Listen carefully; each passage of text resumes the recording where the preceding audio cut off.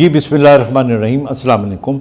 एक क्वेश्चन आपका आया था कि एक खातून थी जिन्होंने पूछा था कि मेरे पट्ठों को में बहुत दर्द रहती है और ख़ास तौर पे जब मेरे पट्ठों को कोई दबाए या कोई होता है, जिस तरह बाजू हो गए, ये टांगें हो गई, तो मुझे शदीद किस्म का सोरनेस होती है, मुझे दर्द होती है। तो ये क्या बीमारी हो सकती है? देखिए, इसको मैं मुख्तसरन आपको बताऊं कि इसको मेडिकल ज़ुबान में हम माइल्जिया कहते हैं। और माइल्जिया बताते ख़ुद एक बीमारी नहीं है, बल्कि ये आप कह लें कि ये सिम्टम होता है किसी बीमारी का।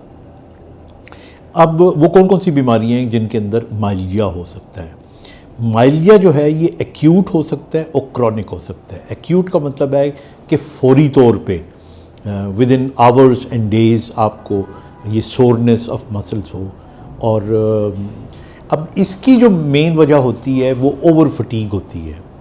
यानी अगर कुछ लोग जिस तरह जिम जाने वाले नौजवान हैं, अगर वो ज़रूरत से ज़्यादा एक्सरसाइज कर लेते हैं तो उनके पट्ठे जो होते हैं वो सोर हो जाते हैं, वो पेनफुल हो जाते हैं। इसी तरह कुछ घरेलू काम होते हैं, अगर आप ज़रूरत से ज़्यादा कर ले, मेहमान आ गए आपके, सीढ़ियाँ ज़्यादा चढ़नी, आपने शॉपिंग करने के लिए बहुत ज़्यादा दुकानों के चक्कर लगा दिए, और तो ये सारी चीज़ें मिला के अगर आपके पट्ठों में ये दर्द की कैफियत पैदा करती हैं। और ख़ास तौर पे उन पट्ठों को जब आप मसलन आप उनको ऐसे दबाते हो ना, या उनको थाइस को ऐसे दबाते हो, तो बजाय आराम आने के आपको एक किस्म का पेन महसूस होता है। तो ये एक्यूट माइल्जिया की कॉज होती है। और ज़ाहिर है इसका जो ट्रीटमेंट है वो यही है कि जिस वजह से ये हुआ है उस वजह के ख़त्म होने में कुछ वक्त लगेगा। तो इसके अंदर आपको आराम करना चाहिए, इसके अंदर आपको ज़रूरत के तहत डॉक्टर से पूछ के दवाइयाँ लेनी चाहिए। Initially you can take paracetamol और पैनाडोल, एंड अगर नहीं फ़र्क पड़ता तो फिर अपने डॉक्टर से आप पूछ लें। अब इसके अलावा जो दूसरा है, which is more important part, that is chronic myalgia. क्योंकि बहुत से लोग कहते हैं कि डॉक्टर साहब कई महीनों से, सालों से मुझे लगता है कि मेरे पट्ठे दर्द करते हैं, सोर हैं, और मैं आई फील वेरी अनकंफर्टेबल, और मैं बैठ के खड़ी होती हूँ या होता हूँ, या सीढ़ियाँ चढ़ता हूँ, या मैं कुछ भी ना करूँ, मैं लेटा रहूँ या लेटी रहूँ, तो पट्ठे मेरे सोर होते हैं। और उनको ख़ास तौर पे कुछ लोग ये भी कंप्लेन करते हैं कि अभी सर्दी है, जैसे रात को कंबल उठा के अपने ऊपर डालें तो ये कंधे थक जाते हैं, दर्द करना शुरू कर देते हैं। तो अब इसके अंदर जो कॉजेज़ हो सकती हैं वो मैं आपको बताता हूँ। देखिए, इसके अंदर एक कॉज तो हो सकती है, हमारे यहाँ वायरल माइल्जिया हो सकता है। यानी कुछ वायरसेस जो कि गले की हो सकती है, जो चेस्ट की हो सकती हैं, या किसी भी जिस्म के हिस्से की हो सकती हैं, उसके साइड इफ़ेक्ट के तौर पे मसल्स हमारे जो हैं वो इस किस्म के दुखना शुरू कर देते हैं। तो एक तो ये वजह है। एक और वजह, आजकल आपको जब से देखा है कोविड आई है तो आपने वैक्सीन लगाई है, तो किसी भी वैक्सीनेशन के बाद भी कुछ अरसे के लिए क्रोनिक माइल्जिया हो सकता है।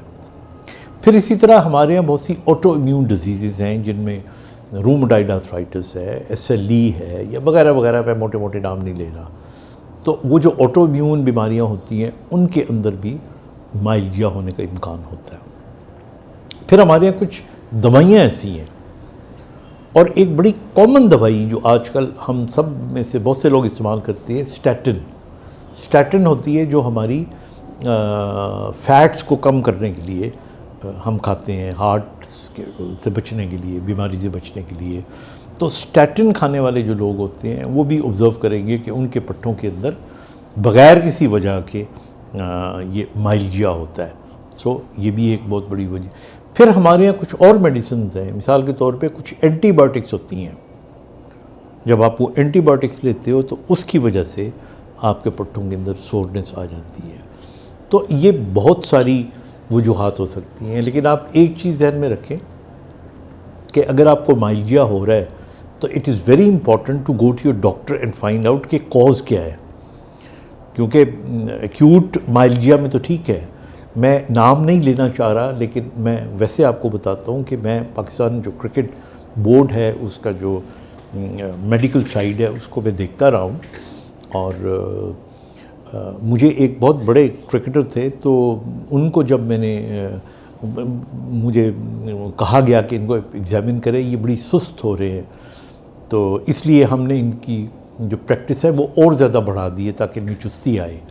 तो जब मैंने उनको एग्ज़ामिन किया तो उनके सारे मसल टेंडर थे, तो उनको माइल्जिया हुआ था, and it was a viral myalgia. तो मैंने फिर उनको कहा, मैंने कहा कि ये तो आप ज़्यादती कर रहे हैं, आप समझ लें कि वो सुस्ती की वजह से भागना कम किया हुआ है, तो आप रेस्ट देंगे तो बेहतर हो जाएगा। तो रेस्ट दें, इवन डिहाइड्रेशन जो है वो माइल्जिया कर सकती है, पानी की कमी नहीं होनी चाहिए। तो इसलिए I hope that answers your question. अगर ज़्यादा और क्वेश्चन हुए तो प्लीज़ मुझे बताइएगा। Thank you.